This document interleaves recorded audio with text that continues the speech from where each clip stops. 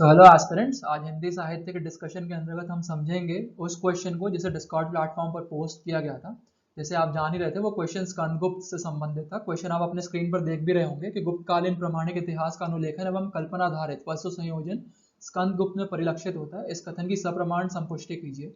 ये मुख्य परीक्षा 2017 में आया था।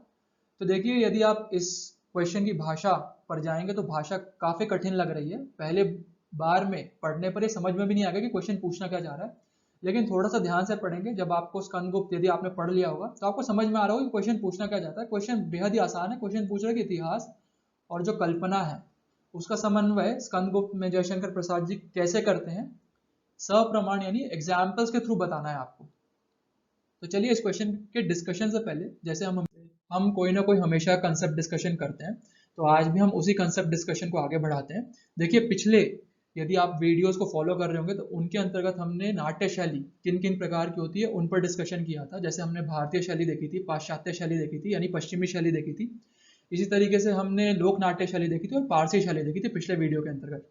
तो आज समझने की कोशिश करते हैं कि जो स्वच्छंदतावादी शैली होती है उसमें क्या तत्व प्रमुख होते हैं, क्योंकि जयशंकर प्रसाद जी ने, भारतेंदु हरीशचंद्र ने और मोहन राकेश जी ने अपनी रचनाओं के अंतर्गत स्वच्छंदतावादी शैली को अपनाने की कोशिश की है। तो देखिए, स्वच्छंदतावादी शैली में जो सबसे प्रमुख तत्व होता है वो होता है सहजता।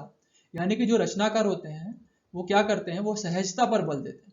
वो ना तो भारतीय शैली को अपनाएंगे ना पाश्चात्य शैली को अपनाएंगे। वो प्रमुख तौर पर केवल और केवल सहजता उस पर बल देते हैं। चरित्रों पर भी वो सहजता लेकर आते हैं। अपने हाथों की कठपुतलियां नहीं बनाते चरित्रों को। तो ये याद रखिएगा, सहजता पर बल होता है यहाँ पर। देन जैसे मैंने बताया, ना तो भारतीय शैली होगी ना ही पश्चिमी शैली होगी। जैसे मैंने यहाँ पे क्रॉस भी लगाया हुआ है, आप देख रहे होंगे। तो ना भारतीय शैली के तत्व इसके अंतर्गत होते हैं ना ही पाश्चात्य शैली के तत्व इसके अंतर्गत होते हैं, क्योंकि सहजता को लेकर आने पर ही हमेशा प्रमुख बल दिया जाता है। देन जो अंत होता है, ना तो उसमें सुखांत होगा ना ही दुखांत होगा। ऐसा नहीं होगा कि कोई बहुत ही ज्यादा सुखी अंत दिख रहा है आपको, या क्योंकि भारतीय शैली या भारतीय नाट्य परंपरा के अंतर्गत ये तत्व शामिल होता है कि उसमें सुखांत अंत होता है। पश्चिमी शैली या त्रासद तत्व के अंतर्गत ये चीज शामिल होती है कि उसमें दुखांत अंत होता है। लेकिन जो स्वच्छंदतावादी शैली होती है उसमें जो जुड़े हुए नाटक होते हैं उसमें ना सुखांत अंत होता है ना दुखांत अंत होते हैं। उदाहरण के तौर पर आप जयशंकर प्रसाद के जब इस नाटक को पढ़ेंगे तब आप ये समझेंगे कि नाटक के अंत में ना तो सुखांत है ना ही दुखांत है, यानी कि ना सुख है ना दुख है। फिर नेक्स्ट एलिमेंट होता है भावना। देखिए, इसके अंतर्गत क्या होता है, जो चरित्रों में भावुकता होती है उसे ज्यादा से ज्यादा उभारने पर बल दिया जाता है इस नाट्य शैली के अंतर्गत। और गीतों की भी अधिकता होती है। आप जैसे कि देख सकते हैं जयशंकर प्रसाद जी ने अपने इस रचना के अंतर्गत किस तरीके से कई सारे गीतों को शामिल किया है। उसी तरीके से भारतेंदु हरिश्चंद्र ने भी गीतों को शामिल किया है। लेकिन जरूरी नहीं है कि गीत का तत्व हमेशा ही होगा। उदाहरण के तौर पर जैसे मोहन राकेश जी की यदि आप रचना को देखेंगे तो उसमें गीत शामिल नहीं होते। तो ये प्रमुख तत्व है स्वच्छंदतावादी शैली के अंतर्गत। तो चलिए, अब स्कंदगुप्त के अंक 4 को समझने की कोशिश करते हैं। अभी तक हमने पहले 3 अंकों को देख लिया पिछले 3 वीडियोस के अंतर्गत स्कंदगुप्त से जो संबंधित थे। आज चौथे अंक को समझने की कोशिश करते हैं। देखिए, जो चौथा अंक है उसकी शुरुआत में क्या होता है, अनंत देवी और विजया के मध्य मतभेद नजर आते हैं पहले दृश्य के अंतर्गत ही। अनंत देवी, जैसा हमें पता है, साम्राज्य के विरुद्ध षड्यंत्र रच रही थी और विजया भी षड्यंत्र में शामिल हो गई थी। लेकिन अब इस दृश्य में दर्शाया जाता है कि दोनों के मध्य मतभेद उभर रहे हैं। देन दूसरे दृश्य में दर्शाया जाता है कि भटार और कमला, कमला भटार को यह बोलती है कि तूने जो पुनः विश्वासघात किया है साम्राज्य के साथ तो मेरा पुत्र नहीं है। भटार देवकी को यह बताता है कि स्कंदगुप्त क्षिप्रा नदी में जो बाढ़ आई थी उसमें बह गया, पूरी सेना भी बह गई है, तो अब स्कंदगुप्त शायद नहीं बचा है। देवकी जो स्कंदगुप्त की माँ है वो ये सुनकर मर जाती है। तो यहाँ पर देवकी की मृत्यु हो जाती है इस दृश्य के अंतर्गत।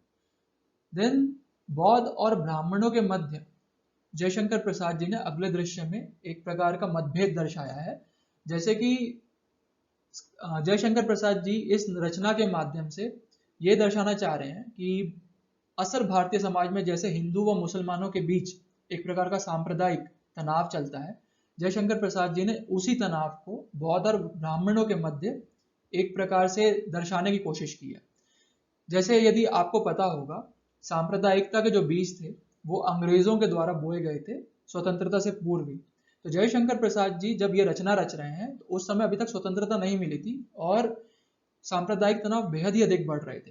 तो जयशंकर प्रसाद जी बौद्ध व ब्राह्मणों के मतभेद के माध्यम से समाज को संदेश दे रहे हैं कि जिस प्रकार का सांप्रदायिक तनाव हिंदू व मुसलमानों के मध्य है उसे कम किए जाने पर बल दिया जाना चाहिए। और यहाँ पर जो बौद्ध और ब्राह्मणों के मध्य जो कलेश है या जो सांप्रदायिक तनाव है उसे कम करने में धातुसेन प्रमुख भूमिका निभाता है। देन अगले दृश्य में ये दर्शाया गया है कि जो पर्णदत्त है और देवसेना है, देखिए हूणों का आक्रमण हुआ है, हूणों को अब क्या मिल रहा है, हूणों को ये चीज मिल गई है कि उन्हें देवसेना का पता चल गया और वे चाह रहे हैं कि वे देवसेना को अगवा कर ले। लेकिन इतने में ही क्या होता है कि पर्णदत्त आकर देवसेना को बचा लेता है हूणों के आक्रमण से और हूणों को हराता है। और यहाँ पर क्या होता है कि स्कंदगुप्त की एंट्री दिखाई जाती है कि स्कंदगुप्त अब ऐसा दर्शाया जा रहा है नाटक के अंतर्गत कि स्कंदगुप्त मरा नहीं है, जैसे भट्टार्क ने कहा था देवकी को कि स्कंदगुप्त की मृत्यु हो गई, बाढ़ आ गई थी जो अंक 3 के अंतर्गत, लेकिन ऐसा नहीं हुआ है। स्कंदगुप्त को दर्शाया गया है कि स्कंदगुप्त अभी भी जिंदा है और वो शत विक्षत यहाँ वहां घूम रहा है। उसे देवसेना की आवाज तो आई है और वो देख रहा है कि देवसेना किधर है, लेकिन उसे देवसेना अभी तक मिली नहीं है। तो यहीं पर इस अंक की समाप्ति हो जाती है। चलिए आज के प्रश्न के उत्तर को देखते हैं। आज का प्रश्न जैसे हमने देख लिया था फर्स्ट स्लाइड के अंतर्गत, यदि आपके पास वो प्रश्न नहीं तो आप पुनः इस वीडियो के डिस्क्रिप्शन बॉक्स में जाकर उस प्रश्न को देख सकते हैं। देखिए उस प्रश्न के उत्तर के लिए सबसे पहले तो आपको इंट्रोडक्शन लिखना पड़ेगा। इंट्रोडक्शन आप कैसे लिख सकते हैं? इंट्रोडक्शन के लिए इंट्रोडक्शन दो तरीके से यहाँ पर हो सकता है। पहला इंट्रोडक्शन हो सकता है कि आप एक जनरल से पर्सपेक्टिव में बताएं कि प्रसाद जी इस रचना के अंतर्गत क्या कहना चाह रहे हैं। आप दर्शा सकते हैं कि प्रसाद जी ने कल्पना व इतिहास के समन्वय के मध्य, यह इतिहास व कल्पना के साथ जिस तरीके का समन्वय किया उसके माध्यम से वह राष्ट्रीय चेतना के उभार को ही दर्शाना चाह रहे हैं। ऐसा एक इंट्रोडक्शन जनरल सा इंट्रोडक्शन दे सकते हैं। या दूसरा इंट्रोडक्शन ये हो सकता है कि आप ये दर्शाइए कि स्कंदगुप्त के अलावा भी चंद्रगुप्त या ध्रुव स्वामिनी जैसे नाटकों में भी, जैसी रचनाओं में भी प्रसाद जी ने इसी प्रकार का समन्वय, जहां पर कल्पना व इतिहास के मध्य एक मिश्रण प्रसाद जी लेकर आते हैं, वो इन सब रचनाओं के अंतर्गत नजर आता है। इस प्रकार का एक इंट्रोडक्शन दीजिए जनरल सा, ये 3 से 4 पंक्तियों में लिखिएगा। उसके पश्चात सीधा मेन बॉडी में आइए और बताइए कि इतिहास के प्रमुख तत्व कौन से हैं जो जयशंकर प्रसाद जी ने शामिल किए हैं। आमुख यानी कि प्रस्तावना के अंतर्गत यदि आप देखेंगे तो जयशंकर प्रसाद जी स्पष्ट भाषा में चीज लिखते हैं कि उन्होंने भीतरी और जूनागढ़ के स्तंभ लेखों का इस्तेमाल किया है। इसी तरीके से इंदौर का ताम्रपत्र उसका इस्तेमाल किया है इस रचना को लेकर आने में। तो आप वो आमुख के तत्वों को दर्शा सकते हैं। देन ऐसे चरित्रों को दर्शाइए जो कि ऐतिहासिक है। उदाहरण के तौर पर स्कंदगुप्त, कुमारगुप्त, ये चरित्र ऐतिहासिक है, आप इन्हें दर्शाइए। देन बताइए कि कुछ घटनाएं भी ऐतिहासिक है, जैसे कि हूणों का आक्रमण हुआ था, साथ ही साथ स्कंदगुप्त के द्वारा हूणों को पराजित करना, वो भी एक प्रमुख घटना है जो ऐतिहासिक है, जो प्रामाणिक है। तो आप वो दर्शाइए और बताइए कैसे ऐतिहासिक तत्वों को प्रसाद जी इस रचना के अंतर्गत शामिल करते हैं। देन दर्शाइए कौन से चरित्र काल्पनिक हैं, क्योंकि अब कल्पना के तत्व भी आपको दर्शाने हैं, क्योंकि ये क्वेश्चन की भी एक डिमांड है। तो कल्पना के चरित्र दर्शाइए, कल्पना के तत्व दर्शाइए, चरित्रों के माध्यम से दर्शाइए। उदाहरण के तौर पर जैसे देवसेना, विजया, ये कुछ काल्पनिक चरित्र हैं। तो यहाँ पर ये बताइए कौन कौन से चरित्र काल्पनिक है। देन बताइए घटनाएं कौन कौन सी काल्पनिक है। उदाहरण के तौर पर जैसे ये दर्शाया जाता है कि स्कंदगुप्त अपने राज्य का त्याग कर देता है। प्रसाद जी ने ये तत्व दर्शाने की कोशिश की, लेकिन वास्तविक रूप में ऐसा नहीं हुआ है, क्योंकि इतिहास में ये दर्शाया गया है कि स्कंदगुप्त ने राजगद्दी के लिए भी युद्ध लड़ा था। तो ये घटना काल्पनिक है। उसी तरीके से जैसे देवसेना और स्कंदगुप्त के मध्य प्रेम दर्शाया गया, वो भी काल्पनिक है। तो ये दर्शाइए कि किस प्रकार से कल्पना के तत्व भी प्रसाद जी ने शामिल किए। अब क्या होता है ना, कई एस्पिरेंट्स या जो कई अभ्यर्थी मुख्य परीक्षा लिखते हैं, जब वो ये प्रश्न पढ़ते हैं तो वो यहीं पर इतिहास और कल्पना के तत्व लिखकर ही समाप्त कर देते हैं। लेकिन आपको यहीं पर नहीं रुकना है, आपको अब बताना है कि क्यों क्यों प्रसाद जी इन तत्वों को लेकर आ रहे हैं। ये बहुत प्रमुख एलिमेंट है इस क्वेश्चन का। तो आप दर्शाइए कि वो राष्ट्र गौरव की भावना दर्शाना चाहते हैं, राष्ट्रीय चेतना को लेकर आना चाहते हैं। साथ ही बताइए वो नव जागरण की भावना भी दर्शाना चाह रहे हैं, ताकि समाज में एक बेहतर चेतना, एक प्रगतिशील समाज के निर्माण के लिए समाज अग्रसर हो। तो ये दर्शाइए। देन बताइए कि आनंदवाद की जो चेतना है प्रसाद जी की, उसे भी वो शामिल करना चाहते थे, उसे भी लेकर आना चाहते थे, जैसे कि उन्होंने कमायनी में लेकर आया है। इसी तरीके से उन्होंने चंद्रगुप्त के अंतर्गत भी आनंदवाद के दर्शन को दर्शाने की कोशिश की है।